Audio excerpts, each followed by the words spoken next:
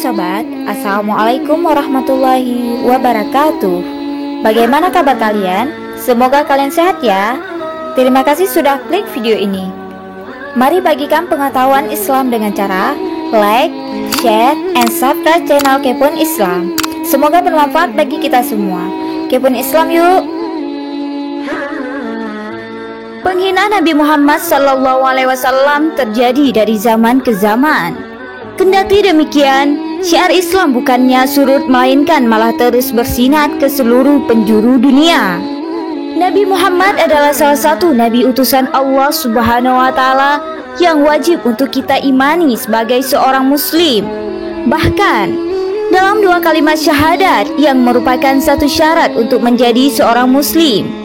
Selain kita bersaksi bahwa tiada Tuhan selain Allah, kita juga bersaksi bahwa Nabi Muhammad adalah utusan Allah. Maka kita tahu bahwa kedudukan Nabi Muhammad haruslah kita muliakan. Lalu bagaimana jika ada seseorang yang menghina atau melecehkan Nabi Muhammad? Berikut 5 penghina Nabi yang berakhir tragis.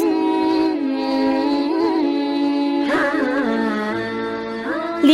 Abdullah bin Ubay bin Salul. Pada era Nabi ada tokoh munafik bernama Abdullah bin Ubay bin Salul. Pemimpin kaum munafik di Madinah ini berkata kepada orang-orang di sekitarnya, "Di kota kita ini sudah banyak kaum muhajirin. Penggabungan kita dengan mereka akan seperti kata peribahasa, seperti membesarkan anak harimau.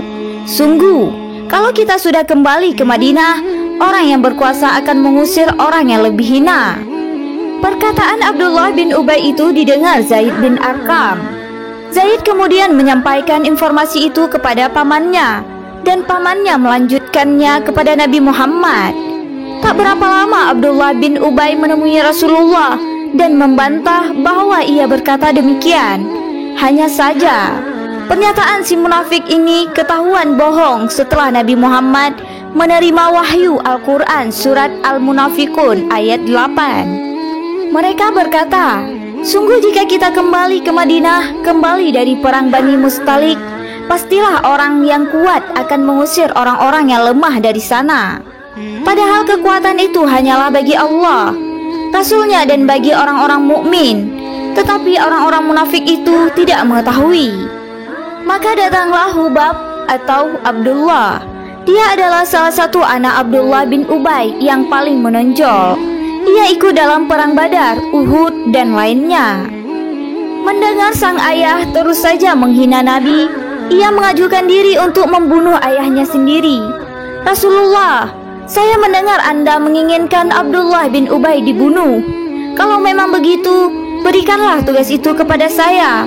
Akan saya bawakan kepalanya kepada Anda," katanya. Tatkala Abdullah bin Ubay telah datang untuk masuk kota Madinah, dia menghadangnya di jalan. Dia mengatakan, "Berhentilah di tempatmu. Hari ini aku benar-benar akan mengetahui siapakah yang paling mulia dan siapakah yang paling hina." Abdullah bin Ubay berkata, "Celaka engkau, kenapa kau ini?" Anaknya mengatakan, "Engkau mengatakan begini dan begini. Hari ini aku benar-benar akan mengetahui siapakah yang paling mulia dan siapakah yang paling hina. Rasulullah SAW adalah paling mulia dan engkau yang paling hina." Dia menghalangi sang ayah masuk, sehingga bapaknya itu mengutus seseorang untuk mengadu kepada Rasulullah SAW. Maka Rasulullah bersabda, "Biarkan dia." Setelah datang perintah Rasulullah SAW, maka dia pun mengizinkannya masuk. Kemudian tidaklah Abdullah bin Ubay, si munafik itu, hidup beberapa hari sampai akhirnya sakit perut lalu mati. 4. Abdullah bin Abi Sarah. Sebagaimana diriwayatkan oleh Anas bin Malik radhiyallahu anhu, ada seseorang Nasrani dari Bani Najjar yang masuk Islam. Saat memeluk Islam, ia membaca surat Al-Baqarah dan Ali Imran. Ia pun memiliki kedudukan sebagai sekretaris Nabi SAW. Selanjutnya, ia murtad dan kembali memeluk agama Nasrani. Setelah itu ia berkata kepada orang-orang, Muhammad tidak mengetahui kecuali apa yang aku tuliskan untuknya. Kemudian Allah menakdirkan kematian untuknya. Di saat para kerabat orang itu menguburkan jenazahnya, ternyata tanah atau bumi tidak mau menerimanya. Bumi memuntahkan kembali jasadnya. Awalnya Rasulullah SAW dan para sahabatnya dituduh mengeluarkan jasadnya. Namun, hal itu ternyata berulang kali terjadi. Ketika dikuburkan, jasad itu muncul kembali ke permukaan.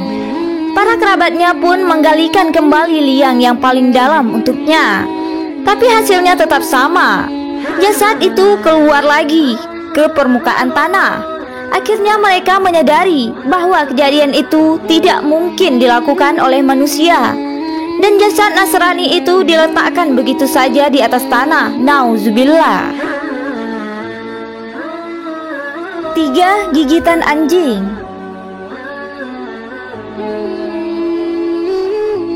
Suatu ketika, salah seorang penguasa Mongol menghendaki untuk masuk Kristen. Dia mengumpulkan banyak sekali manusia. Seorang uskup Nasrani datang untuk mengkristenkan penguasa itu. Uskup itu mulai mencela Nabi Shallallahu Alaihi Wasallam. Di tempat itu ada seekor anjing yang diikat. Anjing itu mulai menggonggong dan memutuskan talinya dan menyerang orang Nasrani tersebut. Maka orang-orang pun melindunginya dan mengeluarkan anjing itu dan kembali mengikatnya. Mereka mengatakan, anjing itu menyala kepadamu karena engkau mencela Muhammad. Dia mengatakan, tidak, itu hanyalah seekor anjing seperti anjing-anjing yang lain. Ia menyala kepadaku dan kepada orang selainku. Kemudian mereka mengikat anjing itu lagi dan mengencangkan ikatannya. Kemudian Nasrani itu mengulangi mencela Rasulullah Sallallahu Alaihi Wasallam. Anjing itu menyala lagi dan memutuskan talinya.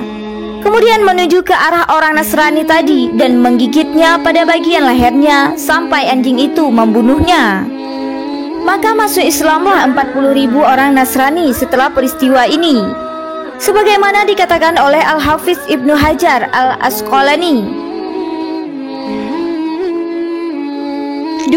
Akibat mencela hadis Nabi. Imam Muhammad bin Ismail menyebutkan dalam kitabnya Syarah Sahih Muslim, saya mendengar dalam sebagian hikayat bahwa ada seorang munafik ketika mendengar sabda Nabi, apabila salah seorang di antara kalian bangun dari tidurnya, maka janganlah dia memasukkan tangannya ke bejana sehingga dia mencucinya terlebih dahulu, sebab dia tidak tahu di mana tangannya bermalam. Hadis riwayat Muslim. Orang munafik itu dengan nada mencela berkomentar, saya tahu kok di mana tanganku bermalam, ya di atas kasur. Maka tatkala terbangun di pagi hari, ternyata dia memasukkan tangannya ke duburnya hingga sampai siku-sikunya. Imam At-Taimi mengomentari kisah di atas, maka hendaknya seorang takut dari merendahkan sunnah Nabi. Lihatlah kesudahan mereka yang sangat mengenaskan itu. 1. Tidak bisa berjalan akibat menghina hadis. Al-Hafiz Abdul Hafiz memaparkan dalam kitabnya Bustanul Arifin halaman 112. Abu Yahya Zakaria As-Saji berkata, pernah kami berjalan di kampung kota Basrah menuju rumah sebagian ahli hadis. Kami pun tergesa-gesa berjalan cepat menuju rumahnya. Dalam rombongan kami ada seorang yang fasik agamanya, berkomentar dengan nada mengejek, angkatlah kaki kalian dari sayap para malaikat, janganlah kalian memecahkannya. Ternyata seketika itu juga dia tidak bisa berjalan. Dia tetap di tempatnya sampai kedua kakinya kering dan jatuh. Kisah semisal juga diceritakan oleh Ad-Dainawari dari Ahmad bin Syuaib. Abu Dawud As-Sijistani berkata, suatu saat ketika kami belajar kepada seorang ahli hadis, ketika guru kami menyampaikan hadis Nabi, para malaikat meletakkan sayapnya untuk para penuntut ilmu. Di dalam majelis ada seorang Mu'tazilah yang melecehkan hadis ini seraya mengatakan, demi Allah, besok saya akan mengenakan sandal yang berpaku lalu akan kuinjakkan ke sayap para malaikat. Dia pun melakukannya, dan kedua kakinya langsung keras sehingga dimakan oleh rayap. Nauzubillah, sangat tragis balasan dan azab yang Allah berikan terhadap penghina Nabi Muhammad SAW. Semoga kita semua termasuk orang-orang yang senantiasa selalu mencintai Rasulullah SAW. Amin, amin ya rabbal alamin. Wallahu a'lam bissawab.